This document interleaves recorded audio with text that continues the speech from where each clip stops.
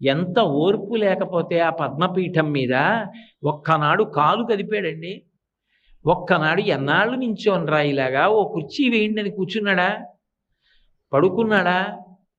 నాకు ఇంతే సమయమా, ఎన్ని వేల మందిలా వస్తూ ఉంటారా, ఎంతమందిని నేను చూడనురా అన్నాడా? అలా చూస్తూనే ఉంటాడు, అనుగ్రహిస్తూనే ఉంటాడు. ఎక్కడో ఉండి మొరలు పెట్టుకున్నా ఆపద మొక్కల వాడి కాపాడుతూనే ఉంటాడు, క్షమిస్తూనే ఉంటాడు.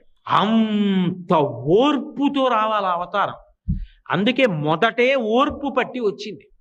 రావడం అన్ని అవతారాల్లాగా రాలేదు.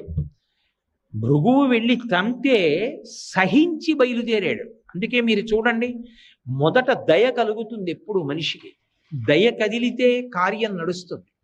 నేను అలా వెళ్ళిపోతున్నాను అనుకోండి, ఏదో దేవాలయంలోకి వెళ్ళి హుండీలో 100 రూపాయలు వేద్దాం అనుకుని వెడుతున్నాను. వెడుతుంటే ఒక పిల్ల తల్లి కంఠం పట్టుకుని